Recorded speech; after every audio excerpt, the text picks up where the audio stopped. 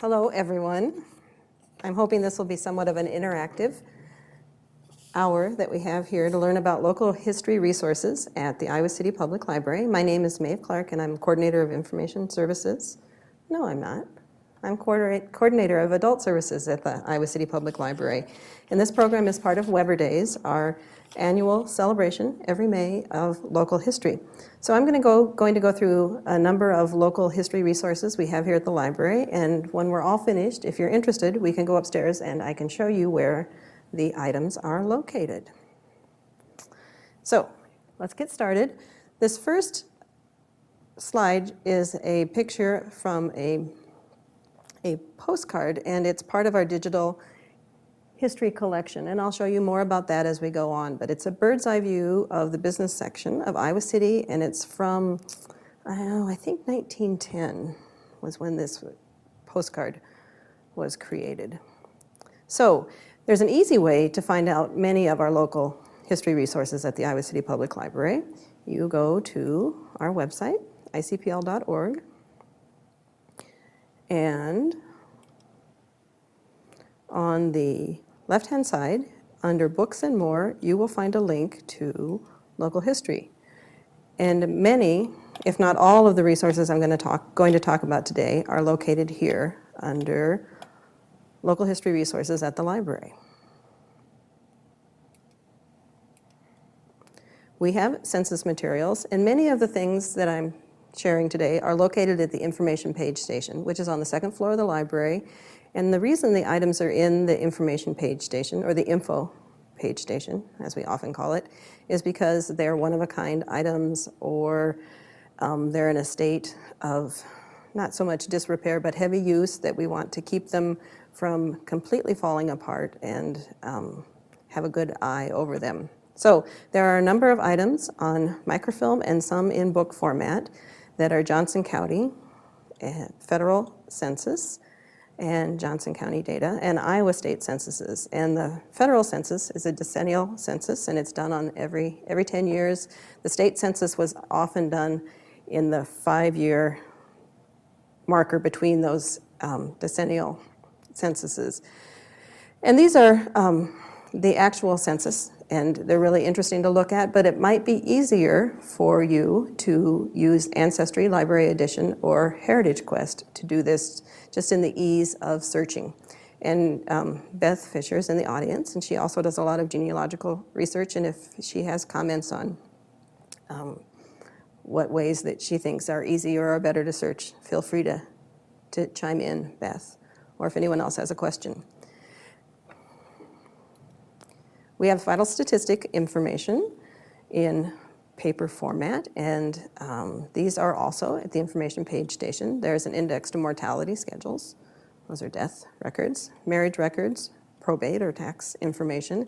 And these materials were compiled by the Iowa City Genealogical Society. And if you are interested in local history or in learning more about how to do genealogical research, the Iowa City Genealogical Society is a fantastic resource for you.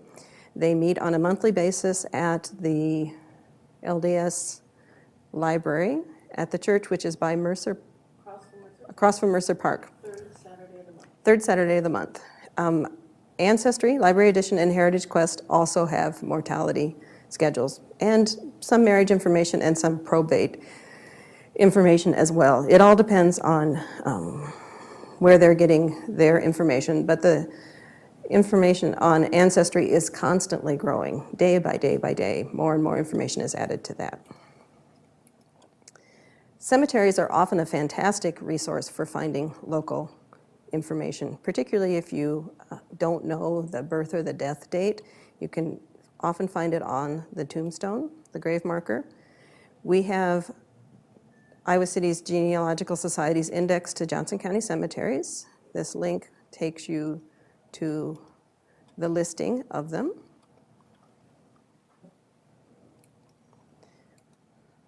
Oakland Cemetery, located here in Iowa City, now has all of its records online. So you can do a search by the last name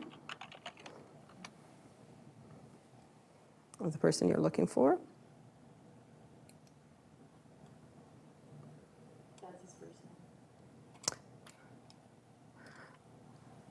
or the first name of the person you're looking for. Let's go back and do Weber. And you'll get all of the people whose last name is Weber, and we're going to go down to Irving Burge Weber, Burge Hall. You may be familiar with that. And it will take us to the exact location of where the plot is.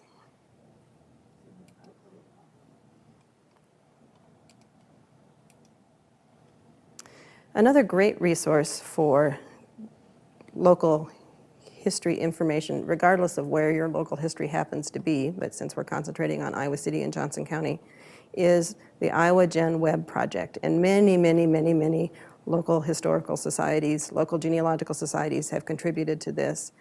And it will take you into the Johnson County cemeteries and off-site cemetery links, all sorts of information. And wherever you see it's blue and there's a line underneath it, it's a hot link, and you can search it in there.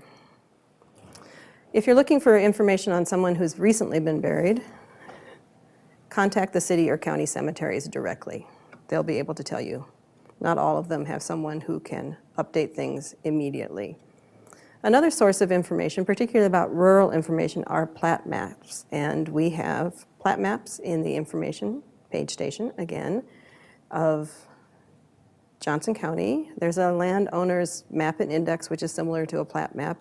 And we also have the Sanborn fire insurance maps on microfilm. But the last 2 years ago, we started a subscription to the database for the Sanborn fire maps for all of Iowa. So not only Iowa City, but many other cities in Iowa.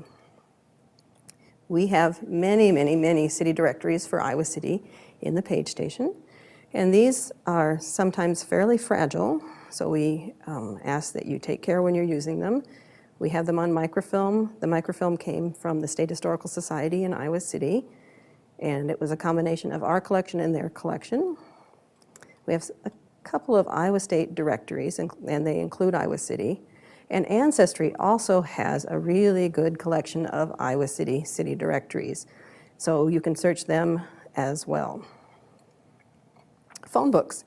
We have in our page station, once again, many Iowa City phone books, starting from 1925. And if you've never looked at an early phone book, it's a fascinating thing to do. There are ads in it, and the phone numbers can be 3 digits or 4 digits, and there's not a tremendous amount of telephone information in it because it was a small, Iowa City was small at that time, and the change in the phone books from 1925 to the current ones gives you a great view of what's happened in Iowa City.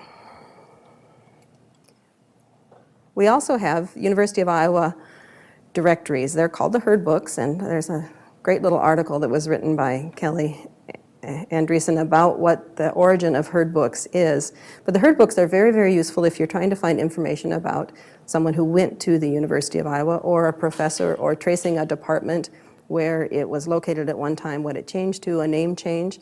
And unfortunately, the Herd Books stopped being published in print in 2013, so that's an end to being able to trace them in paper. We also have many yearbooks in the page station. We collect yearbooks from Iowa City Public Schools, and there are a variety of public schools in Iowa City, as you can see. Central Junior High School, which is no longer there, but has one of the best names ever, the Baby Hawklets. I had to include that. City High is probably our largest collection of yearbooks. And we have a subscription to those yearbooks, and they go back quite a distance in time, back to 1910. We often get them through donations to the library. A number of the yearbooks that have been donated have handwritten notes in them, people who made autographs, other kinds of really interesting things about the person who had that yearbook and then passed it on to us, or it was given to us, or we purchased it. So city yearbooks are another, high school yearbooks are another great way to trace information. Northwest Junior High, PS number 4, Southeast Junior High, West High, and then yearbooks from surrounding schools in Johnson County. And I guess we'll be adding the new one from North Liberty, if they decide to do yearbooks. Now, yearbooks are kind of a transitional thing as well, and some have only gone to online ones. And I've included in here the yearbooks from the University of Iowa. And these are a great source of information too, again, much like the Herd books, the University of Iowa student staff and faculty directories. There are pictures in them. They go back to 1893 in our collection. We've helped people who have tried to trace their parents. They were adopted maybe in the 1950s or 60s. I remember once when I first came to work at the Iowa City Public Library, a woman had called and she was trying to find her birth mother, and we were able to help her, I think, get fairly close to it by using a University of Iowa yearbook, or the Hawkeye. Another wonderful thing about the University of Iowa yearbooks is the University of Iowa libraries in their Iowa Digital Library collection have digitized all of the University of Iowa Hawkeye yearbooks, and that's a great way to search, and in some ways a much easier way to search.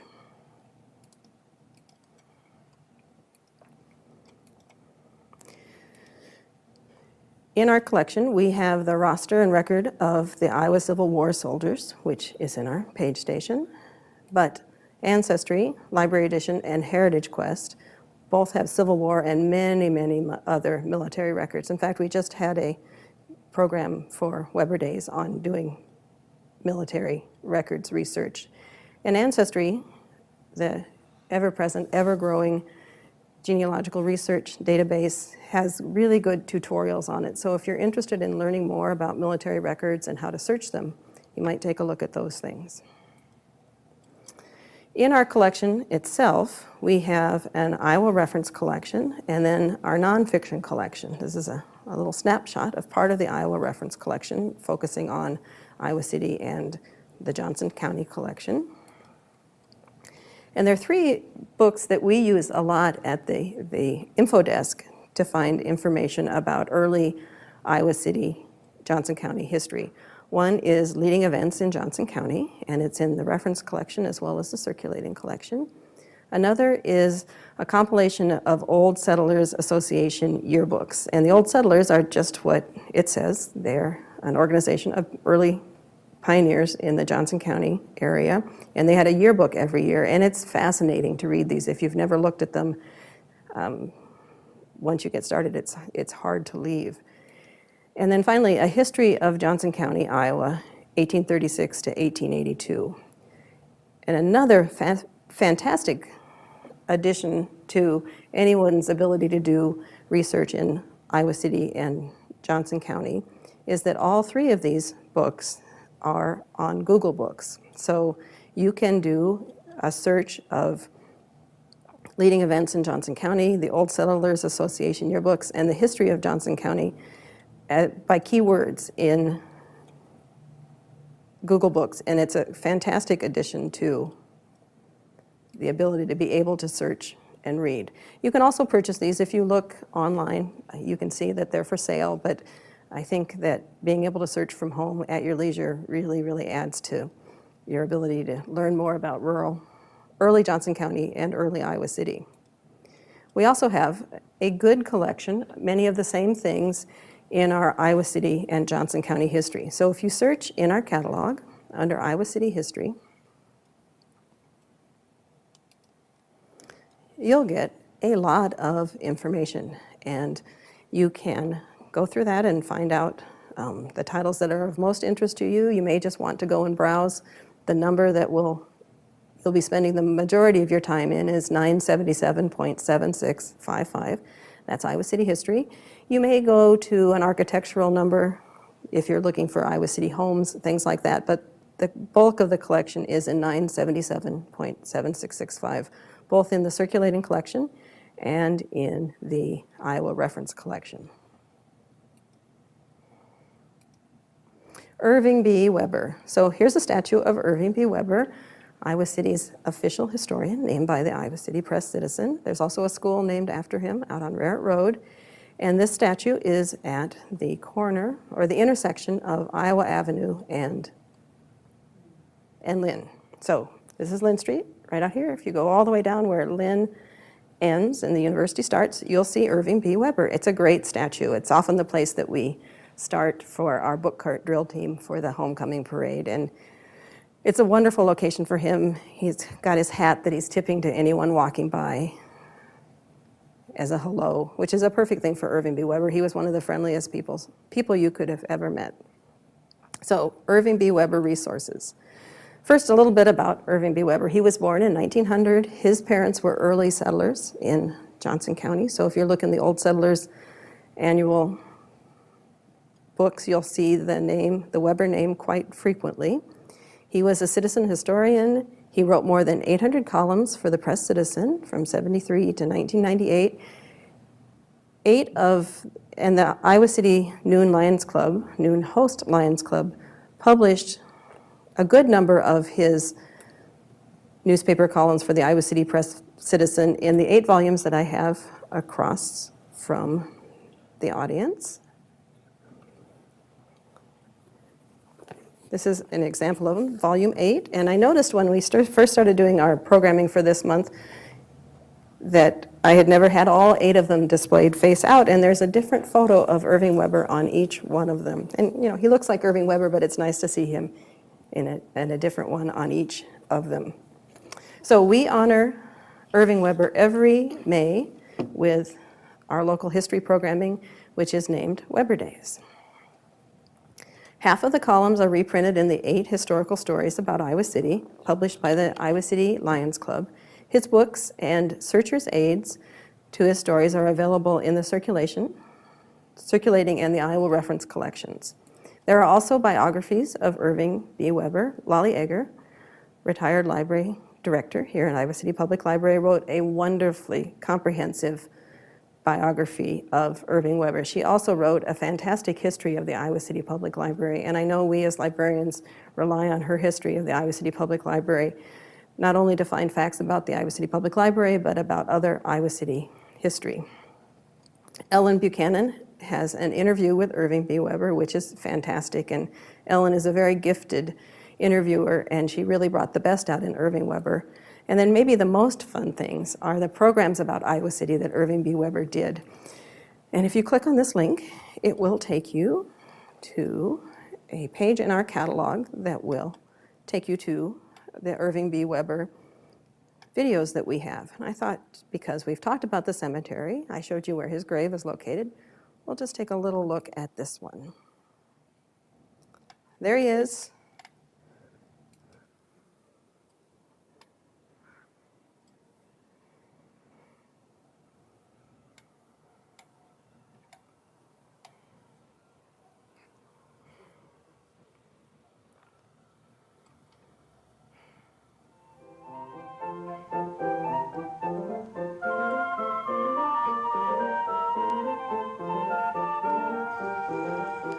What is so rare as a day in June, to quote James Russell Lowell? And this is a beautiful June day of 1982 as I stand here in Oakland Cemetery.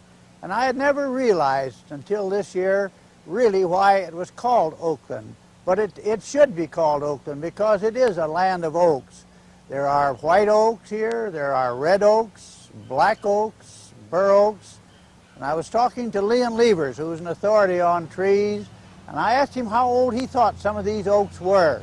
And he said that possibly some like this behind me might be 200 years old. And there are some that were set out when the cemetery was platted back in 1839. And then there are some of these that are very, very tall. I asked him for an estimate on how tall he thought possibly they might be. And he said, well, some of them could be 90 feet, and then, of course, others where there is plenty of space and then they can spread out, then they may only get to be 65 or 70. But there are also hickories in this area. Then there are some spruce that were planted a little bit further over. So it is a beautiful cemetery. And we're going to walk through here today, and then we'll go over to St. Joseph's Catholic Cemetery, and then to Memory Gardens, the 3 cemeteries in Iowa City. And I was visiting with Jack Bach today, who takes care of St. Joseph's Catholic Cemetery, and I said, Jack, What do you think? How many people are buried in these cemeteries? Well, we kind of battled it back and forth. Uh-oh. So that's just a little taste of Irving Weber. And if you're new to Iowa City or you've never heard Irving Weber speak, take some time to look at the programs that he did. He had a wonderful way of presenting history of Iowa City that he would weave stories into it, much like his columns. But when he's speaking, you get even more of the color of Irving Weber and his great storytelling. Irving B. Weber wrote, as I said earlier, 800 columns for the Iowa City Press-Citizen. The University of Iowa Special Collections took the 8 volumes of his collected stories, or his collected columns, and digitized those, and then with the cooperation of the Iowa City Public Library and from Lolly Egger's personal collection, Lolly had all 800 columns in her collection, and one of our staff members digitized all of those. So now you can, through the University of Iowa's collection, search any of Irving Weber's articles and all of the books. And it's a fantastic local history resource. You can also, as I said before, borrow the column or borrow the books from the Iowa City Public Library. We have some searcher's aid, but probably the fastest way of doing research is through the digital library collection. And they are all available to search. And again, it's kind of like eating popcorn. Once you start, you really don't want to stop. And many of the columns have illustrations with them that have proved invaluable to us as reference librarians in doing research on local history, as well as the stories that Irving Weber captured that no one else had and would have been lost had he not written those columns for the Iowa City Press-Citizen. So we're very, very grateful to Irving Weber for having written the columns, but also to the University of Iowa Special Collections for creating this digital archive that anyone can use any time of the day or night, anywhere they live. We also have online resources that would prove useful to you at the Iowa City Public Library. You can search them in the library. Whenever the library is open, they're on the second floor next to the information desk, and staff at the info desk can help you do research. If you want to use them from home, you need to have a library card and live in Iowa City, and then any of our contracted areas, which are rural Johnson County, Hills, Lone Tree, and University Heights. But anyone can use the resources in the library. America's Obituaries and Death Notices is useful for many reasons, but if you're searching for someone who died in the Iowa City area or Johnson County, it includes the Gazette, which has obituaries back to 1992, Ancestry, which we have talked about a lot during this presentation, but understandably it is a genealogical research database and more, is a fantastic resource. Now the library edition is a little bit different than the one that you might have if you subscribe from home. The library edition is very powerful and very useful, and we're grateful that we have it, and it's one of our more popular databases. But it's kind of like a starter database in some ways, and it may get you to subscribe to the one from home because it's a little bit more powerful and you can do more things with it, including building your family histories and sharing those kinds of things. But if you've never used Ancestry, come in, take a look at it. We'll help you as much as we can. And you'll often find Ancestry will run specials. So if that's another option for you, you can do a 2-week trial. Also look for our classes. Look for our classes for Ancestry. We also have classes at the library about using our genealogical databases, including Ancestry and Heritage Quest. And again, Ancestry has really, really good tutorials on it. And I think that if you go to any of the Iowa City Genealogical Society's meetings, they will also share with you how to become a better Ancestry searcher. They have a wonderful library at their meetings, which are on the 3rd Saturday of each month. The Des Moines Register is a very useful resource. We have a full text index to it from 1992 on, and it is the Iowa newspaper of record. It's not quite as strong as in the current condition of newsprint, but in the past it really was the newspaper for all of Iowa. And depending upon the person, you might find an obituary for some local person if they were of prominence or of interest, but it certainly has articles about Iowa City in it. Iowa City, particularly because of the location of the University of Iowa, is important to the state of Iowa, and many articles have been written about it. Heritage Quest is a database that is for genealogical researchers, a very useful one. It has census and family records, local history, city directories, military records, and more. They have, through Google Books and a number of libraries that are affiliated with it, have the full text of many family histories on it. It's also a good way to find other books that might be of interest to you. And if you live in Iowa City, rural Johnson County, or those 4 contracting areas, you're eligible to use interlibrary loan. So we have people who are genealogical researchers who ask us to find materials that they found either using Heritage Quest or other searches, and we'll borrow those resources from other libraries. Sometimes the person needs to use the item we borrow in-house because it's of such value that the lending library wants it to stay in the library, or they can take it home. And we do a lot of interlibrary loan for people who are doing genealogical research. The Iowa City Press Citizen, we have online from 2002 to present, and that's the full text of the newspaper. It's not the digitized newspaper, but the full text of it. So when you're searching, it's going to search for articles in it, but you're not going to see the ads. However, we do have all of the microfilm for the Iowa City papers back to the very first Iowa City paper in our collection, and we have 2 microfilm readers, and you can scan things and send them back to your home email address. There are many ways that we can help you with that. The Local News Index is a creation of the Iowa City Public Library, and our current director, Susan Craig, started the index back when she was in library school, and she says that when she retires, she wants to go back to continuing to index the paper, the Iowa City Press Citizen. So we have the Iowa City Press Citizen, thanks now to Jeanette Carter, who is doing retrospective indexing of the Press Citizen. We have it indexed back to 1962. It's an index only, so it's not a full text search. You'll have to take the citation you find, then go to the microfilm and search for it, or go to Newspaper Archive and see if it's located, if it's one of the scanned papers on Newspaper Archive. But it has helped us immeasurably in doing research to be able to go back in time. We have the Daily Iowan indexed from 1986 online, and other Iowa City newspapers. The Daily Iowan is also digitized thanks to the University of Iowa Special Collections and its